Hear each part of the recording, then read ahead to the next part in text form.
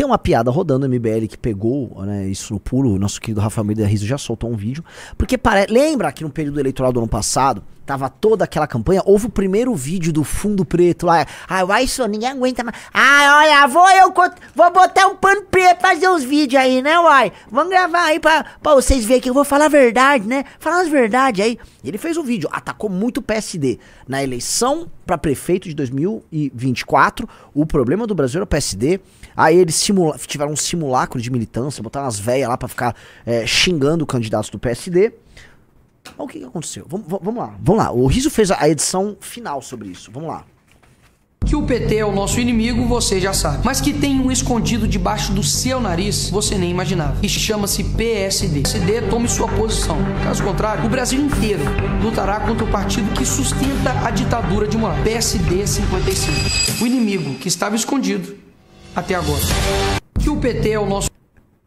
É o seguinte, amigos, ontem a gente mostrou na live pra vocês que o programa de TV do PSD é um programa que parece o programa do governo do Tarcísio agradecendo o PSD, né? Eles fizeram uma propaganda na TV malandra. O Tarcísio tem como grande articulador político no governo do estado de São Paulo, é hoje também um dos seus articuladores nacionais, o Kassab. Quem é o Kassab? É o inimigo que o Nicolas vendeu. Uai, olha só, o PSD tá aliado, o Pacheco tá aliado com o Xandão, não tá deixando a gente andar lá com a CPI do Xandão, porque nós vai chegar... Eles nunca quiseram dar nada, tá? O PSD é um aliado de qualquer um, então o bolsonarismo é aliado do PSD, o petismo é aliado do PSD. Venderam uma história de cunho eleitoral lá pro ano passado, passou aquilo, adivinha quem é o centro da articulação da campanha Tarcísio, tá? E que recebeu as devidas homenagens do Bolsonaro ontem. É isso que você tá vendo aí, o Kassab, o suposto maior inimigo do Brasil. Esses caras venderam pra militância deles ano passado. Não, o PSD é o grande problema, o Kassab é o grande problema. E olha, o Kassab é realmente parte do problema brasileiro. O Kassab é centro do problema brasileiro. Não pelas razões que o bolsonarismo levanta. Porque se o crime do Kassab foi ser um dirigente partidário amigo do Xandão, que não quer andar pra frente com CPIs ou temas que machuquem o STF, então eles têm que falar do Kassab, eles têm que falar do Pepuni, vou falar do Ciro Nogueira, que era do Bolsonaro, do União Brasil, que é ou não é, depende da circunstância aliado deles, vai ter que falar dos seus amigos do Republicanos, e vai ter que falar, acima de tudo, do Valdemar da Costa Neto. Então, não é sobre isso. Não é sobre isso. A crítica deles era uma crítica conjuntural na questão das eleições, inclusive aquilo foi usado para bater no próprio Tarcísio. O tema do PSD foi usado para bater no Tarcísio e à época no candidato a prefeito de São Paulo, lá o Ricardo Nunes. Porque tinha um marçalismo subjacente naquele discurso. E aí o tempo passou e tal. Pois bem, como é que terminou essa história? Terminou com o Kassab recebendo a famigerada medalha incomível, imbrochável e imorrível do Bolsonaro. A medalha mais loser que você tem. Se você é um bosta, você recebe uma medalha em que o Bolsonaro outorga para outros, tipo, que ele não brocha. Do ponto de vista simbólico, o Bolsonaro é uma brochada ambulante. É, assim, ele é uma incomível, né? Um cara que botou no mundo Jair Renan e Carluxo tem que ver, tem que repensar a sua, abre aspas, homofobia, fecha aspas, né? Porque é complicado lá, né? A genética ali não é muito amiga da heterossexualidade, pra dizer o mínimo. Então, né? Então, e aí, você vai mandar pro Kassab também o negócio de incomível? Por quê? Super, né? O Kassab é um homem cabeça aberta. Pra que você vai ficar constrangendo ele com esse tipo de comentário homofóbico? Eu não entendi, né? Então, aí ele foi lá, deu a medalha, o Kassab vai dar risada e o jogo segue. O jogo segue. E o que isso reforça? Que é aí onde a gente vai começar a reflexão. A próxima eleição, a eleição de 2026, é a eleição do Centrão. Essa é uma eleição centrônica. Essa é uma eleição em que o Centrão vai, na cabeça dele, assumir as rédeas do Brasil de vez. Tá? E entendam, o Centrão governou o Brasil através do Poder Executivo de maneira formal? Sim, o Centrão governou o Brasil de maneira formal durante o governo do Michel Temer. E antes, quando foi que o Centrão governou o Brasil de maneira formal? Foi no governo José Sarney.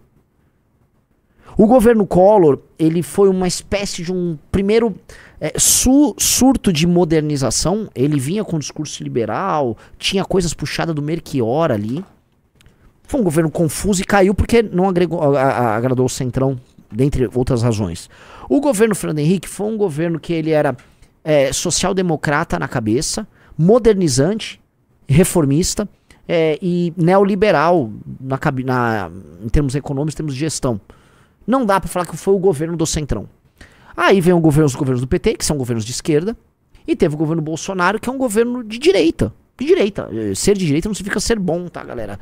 Não é sobre isso. Você pode perfeitamente ter um governo ruim de direita. Entendam isso, tá? Dito isso, o Centrão, né, se for olhar, o Sarney, ele não ganhou eleições diretas para ser presidente da República, né? Ele venceu as eleições indiretas, na verdade através do Tancredo, ele era vice do Tancredo. E o Temer entrou porque era vice. O Itamar, a gente pode botar aí também, é um cara do Centrão que era vice. Então, se olhar com carinho, né, o Centrão nunca ganhou eleição pra presidência. Ele sempre se amarra num projeto de outro. Se amarraram no projeto do Fernando Henrique Cardoso, depois se amarrou no projeto do petismo, se amarrou no projeto do bolsonarismo. Só que agora, eles têm um candidato que, em essência, é do Centrão. Tarcísio Gomes de Freitas, que vai se firmando como o candidato, principal candidato favorito a levar a eleição presidencial, ele é o candidato do Centrão. Tarcísio, antes de ser bolsonarista, ele já estava na máquina pública e já tinha atividade política. Ele chega na política com a turma do Valdemar, ele atua no governo Dilma, depois ele cresce no governo Temer, e aí com o próprio Valdemar e etc, se torna uma figura importante no governo Bolsonaro. E aí ele ganha um manto de direita, ele ganha ele recebe a medalha do imbrochável, incomível, imorrível, e se torna um cara de direita. O Tarcísio, ele é muito mais um representante do Centrão do que qualquer outra coisa. Mas dito isso, né, o histórico dele, e talvez parte da sua visão de mundo, é de um cara mais à direita. Podemos dizer que ele é um cara de centro-direita. Mas ele está sendo colocado lá como candidato através de uma espécie de uma coalizão que juntaria PP e União, famoso o que, Riso? Pepuni. Juntaria o MDBREP, que é o que, Riso? O MDB Republicanos? Exatamente. Juntaria o PL, aparentemente junto o PSD. E aí você vai ter uma coligação que não, assim, não sei se é sem precedentes na história brasileira, mas ela é muito grande. Ela é colossal. E aí essa hipercoligação, com o Tarcísio provavelmente saindo candidato no próprio PL, ela iria passar o rodo e governar, assumir o governo com essa coligação, e essa coligação ser inclusive majoritária do ponto de vista da Câmara dos Deputados do Senado, entenderam? Tanto na Câmara quanto no Senado, eles seriam majoritários e teriam governabilidade. E aí o que eles fariam para garantir isso?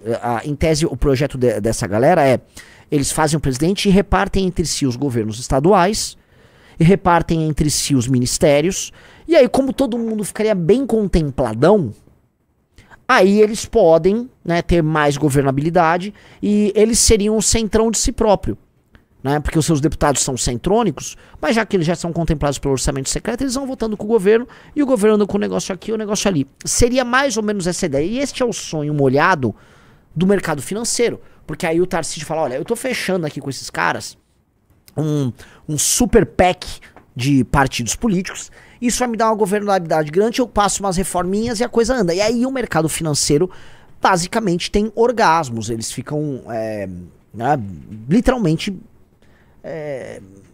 comprados. Eles estão, vamos dizer assim, gozando de muita energia e bons, vamos dizer, bons augúrios sobre o futuro, tá? É isso. Estão gozando de todas as faculdades mentais, ainda que um pouco iludidos pelo processo. Naturalmente, vocês vão falar, poxa, Renan, mas isso me parece bom, me parece até uma tentativa de resolução do problema de governabilidade brasileiro. No que eu retruco? Não foi o governo Temer um grande governo de coalizão desses caras, senhor Rafa Almeida Riso? Opa! Não foi o governo Sarney também isso? Opa! Ora, isso já aconteceu antes na história brasileira, e se eu incluir o PT aí no meio, o PT também teve, durante os governos Lula 2 e Dilma 1, ele tinha o PMDB, que era gigantesco à época, acho que já tinha no Dilma 1, já tinha o PSD, você tinha PP, você tinha o PL, você tinha o Republicanos, eles tinham uma grandiosa maioria, fora o próprio PT, que era muito grande, tá? Então quando você pegava o PEC, sobrava na oposição o antigo PFL, que era o DEM, e o PSDB, e o PPS, que era Nanico. Então já teve. O grande problema é, o Centrão é insaciável, a vontade de assaltar os cofres públicos por parte dessa galera toda é insaciável, e o patrimonialismo inerente a eles, que fazem com que as práticas políticas nunca sejam transformadoras, e eles precisam manter o rol de privilégios deles operando, é insaciável. Logo, é um governo que terá capacidade para fazer muita coisa, mas essa muita coisa que precisa ser feita, em grande medida, é o quê? São coisas que afetam eles próprios. É como se eu tivesse grandes poderes para me machucar. Eu não vou usar grandes poderes para me machucar. E dada a própria natureza múltipla desses grupos, o mais provável é que eles vão se refaccionando e um começa a querer, eu quero aquele ministério, não vai ter eleição para prefeito, eu vou romper. E aí você começa a esgarçar essas relações. Mas dito isso, o Centrão encara este momento como um momento único. É um momento de fusão entre o Centrão, patrimonialista brasileiro, e o discurso da direita que surge para valer no Brasil a partir de 2014 com o crescimento do MBL, o Olavo de Carvalho, o movimento Vem Pra Rua, o bolsonarismo, todas essas forças. E isso termina em Bolsonaro, fracassa como governo Bolsonaro. Só que aí o Bolsonaro, o que ele virou? Um grande eleitor. Ele é o grande eleitor que aponta, é pra votar nesse cara aqui, ó. Vota nesse aqui, ó. E aí ele tá jogando essa energia toda numa estrutura política do Centrão. Então é como se o voto de opinião das pessoas que saíram às ruas, as pessoas que têm sonhos de Brasil diferente, sejam colocadas nos mesmos canalhas que mantêm a gente vivendo na mesma merda de sempre. E no mesmo, são os mesmíssimos canalhas, grande parte deles que estão no governo petista e que estavam no governo petista antes. A mesma escumária, a mesma camarilha. Aí vai fazer uma reforma econômicazinha daqui, uma outra dali, mexe daqui pra agradar os mercados que fazem parte, como eu disse ontem, dessa mesma elite. E o que você tem no fim? Nada, você tem um paciente que é o Brasil que está permanentemente na UTI, aí você deu um tratamento novo, um remédio novo aqui e vai mantendo o paciente ali, sempre assim, próximo do óbito, tá? Mas ainda funcional. Então ele consegue trabalhar, mas não trabalha muito bem, entendeu? Ele tá com câncer, então ele tem que fazer umas sessões de rádio, de químio, mas consegue trabalhar aqui e ali, entendeu? Ele tá ali, né, numa espécie de um bico do corvo, mas ainda funcionar, então ele consegue fazer um Uber, ele vai se mantendo a duras penas. Esse é o Brasil. O câncer é o Centrão, é o nosso velho patrimonialismo. E o tumor nunca teve tão grande, tá espalhado. Então, o tumor, né, o tumor autoconsciente, que é o Centrão, ele tem que entender assim, pô, é um pouquinho, toma um pouquinho de químio, é um pouquinho, a gente morre um pouquinho, um pouquinho de químio, eu não posso matar o hospedeiro, o hospedeiro tem que estar vivo. Então esse câncer autoconsciente, ele vai lá, vê um químio, faz uma cirurgiazinha aqui e tal, e o jogo vai seguir, porque o que esses caras querem é isso. Tá? Muito bom, né? O Riso levou isso aqui, porque o plano do Romero Jucá parece que tá acontecendo, né? Vamos lá. Em diálogos gravados, Romero Jucá fala em pacto para deter avanço da Lava Jato, né? Aí ele tá falando com o tal do Sérgio Machado, né? Era isso. Que era de uma empreiteira, né? É. Só o Renan, não eu, né? O caso Calheiros, que está contra essa porque não gosta do Michel, porque o Michel é Eduardo Cunha. Gente, esquece o Eduardo Cunha está morto, diz Jucá ao ex-presidente da Transpetro. Na sequência, Machado destaca que é preciso botar o Michel num grande acordo nacional. Com o Supremo, com tudo, enfim, diz o ministro. Com tudo, aí parava tudo. Delimitavam onde está, pronto, avaliava Romero Jucá, sugerindo que quem está sendo investigado continue alvo da Lava Jato, mas quem ainda não faz parte da apuração do esquema de corrupção ficaria blindado. Olha que legal. Este grande acordo, meus amigos, que o Romero Jucá falava... Só troca o Michel aqui, né? Hã? Só troca o Michel nessa frase. É só trocar, porque ele aconteceu no governo do Bolsonaro. O grande acordo nacional aconteceu no governo do Bolsonaro.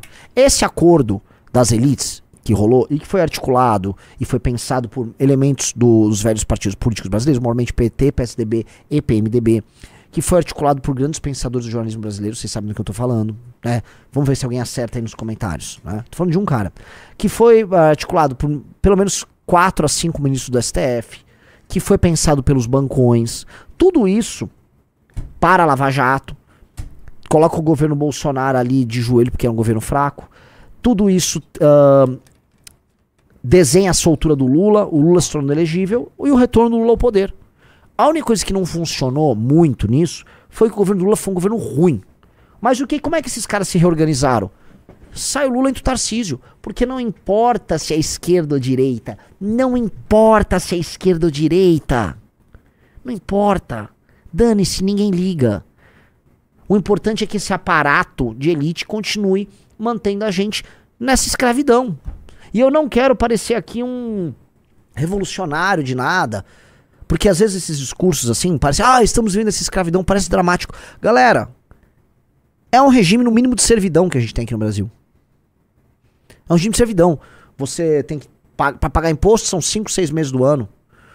E o Estado não te entrega nada de volta. Os serviços públicos no Brasil são uma bosta. Uma bosta, as ruas são mais bosta. A experiência de ver no Brasil é uma bosta. A educação é uma bosta, produtividade baixa. Privilégios lá no alto. É uma merda morar no Brasil. Uma grande merda. E você, né, tá sendo espoliado. E esses caras ficam aqui pintando. Então assim, vai pintar a eleição. O vagabundo do Bolsonaro, que é um pedaço de lixo, ele vai, agora é o Tarcísio, tá ok, tô com o Kassab, porque ele tá interessado assim na salvação personalíssima dele. E vai endossar toda aquela luta, que já acabou, aquela luta do impeachment, né? Poxa, sorte que a gente não parou o MBL naquela época, como a gente chegou a pensar, fizemos o impeachment, estamos pra história. Porque na prática a história continuou, né? E o que terminou a nossa luta de impeachment? Em nada. As pessoas que saíram às ruas pelo impeachment da Dilma se tornaram, vamos dizer, lacaios que vivem de aplaudir o Valdemar. Ai, parabéns, Valdemar. Parabéns, você agora está gigantesco, graças a nós. É isso que deu, né? As pessoas hoje pagam um pau pra isso. As pessoas agora, tipo, um bolsonarista tá com um bloquinho na mão. Pera.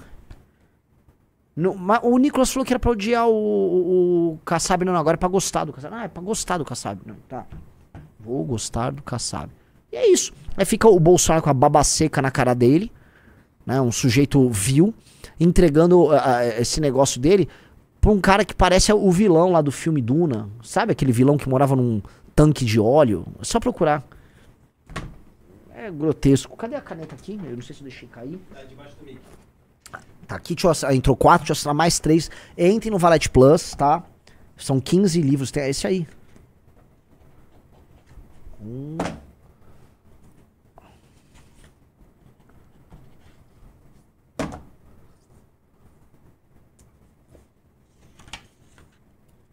É o Barão Harkonnen. É esse mesmo. O MKL jogou um desafio aqui, né? Ao tomar o poder, qual seria o plano de governo do MBL sem fazer alianças com deputados do Centrão para aprovar votações? O que me garante que não vão mudar de ideia como fizeram com o Fundão. Veja só, se nós chegarmos ao poder rápido, espero que seja assim, né? Mas acredito que nós vamos chegar na nossa hora. Nós só chegaremos lá com uma agenda muito específica e necessariamente disruptiva. Quando a gente fala de guerra, a gente fala é guerra. O Tarcísio está chegando no governo, se chegar, com uma agenda desse Centrão. Que é uma agenda, olha, vamos arrumar a causa, não sei o quê, aqui é entrega. Aquele papo de lenga-lenga dele que um cara do Centrão ama. Se a gente chegar, a gente vai chegar necessariamente com um discurso disruptivo. E esse discurso disruptivo vai ter uma ou duas pautas que são muito claras. Essas duas pautas, por serem disruptivas, o que algo disruptivo faz? Gera disrupção. O que no fundo é uma disrupção? É uma mudança num determinado tipo de arranjo ou ordem. Você vai rompendo ele e você permite assim criação de coisas novas. Todo momento novo, ele é carregado de oportunidades. Ele é carregado de assimetrias, né? É como se a eleição de alguém nosso representasse um momento cisne negro. E isso nos daria oportunidade, aí sim, para alterar balanços de poder. Isso significa que a gente derrotaria o Centrão de uma vez, ou que a gente não usaria ele? Não, não significa isso. Significa que a gente alteraria correlações de poder. Com essas alterações, isso permite novas alterações de correlação de poder. E se nós temos um projeto que visa alterar essas correlações de poder, que é um projeto que os outros não têm, a gente iria levando ele a cabo. Com inteligência. Você conseguiria fazer tudo de uma vez? Olha, o Bukele conseguiu. Não sei se a gente conseguiria. O caso brasileiro não é. O Brasil não é o Salvador. Mas nós nos encaminharíamos nessa direção. A direção ficaria muito clara. Como nós fazemos há muito tempo. Nosso trabalho aqui, a gente aponta direções, às vezes diminui a velocidade aqui, faz uma concessão a colar, mas a gente não deixa de apontar na direção e ir naquela direção. É muito diferente do caminho dos nossos adversários do campo da direita, que não tem direção. Eles não têm nada, eles só têm demonstração pública de virtude. Eu até fiz um textão lá no Twitter, não um textão, um textinho, explicando isso. Que na prática a galera confunde atuação política com gravar vídeo. E estou falando isso sendo do MBL. Porque o MBL sempre teve grandes gravadores de vídeo. A gente gravava vídeo na rua, vídeo em estúdio. Mas gravação de vídeo é autopromoção, é ego. Gravação de vídeo é autopromoção e ego. Ponto. Vamos lá, ó. Há quem entenda erroneamente que existam modelos diferentes de trabalho político.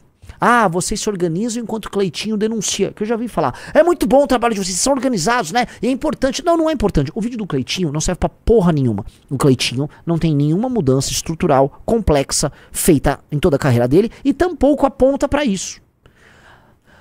Ou, entendi a militância, mas o vídeo do Nicolas é importante. O vídeo do Nicolas, do Cleitinho, o vídeo à toa, ele é um sistema de autopromoção. Ele tem como fim a eleição do cara que faz o vídeo. O cara pode até falar que ele está tocando uma grande casa, estou apontando a hipocrisia da esquerda, estou derrotando tal coisa. Pode até apontar. E eu falo o seguinte, a gente já provou dessa fruta, a gente já se encaminhou, já andou nisso. E gravar vídeos é necessário. Agora, gravar vídeo sem um contexto organizacional de um projeto é só autopromoção. E vejam, política é também sobre autopromoção. Uma campanha eleitoral, uma campanha de promoção de candidatos. Agora, a autopromoção com fim em si mesmo e não com organização, é ego. Aí eu falei, a questão é que não existem caminhos diferentes. Tudo passa pela organização. Vídeos personalíssimos são mera autopromoção. De vídeos e likes, a direita tá cheia e domina. Ainda assim, perde sempre nas disputas concretas de poder. É por isso que se guiar por narcisistas é coisa de trouxa. E é isso. O vídeo, o marketing, a autopromoção se submetem ao projeto. E não o projeto submete ao vídeo o marketing e a autopromoção. Vamos voltar pro grande retardado que passou pelo MBL. João Bétega. Essa é a sua opinião. O João Bétega Essa é a sua opinião?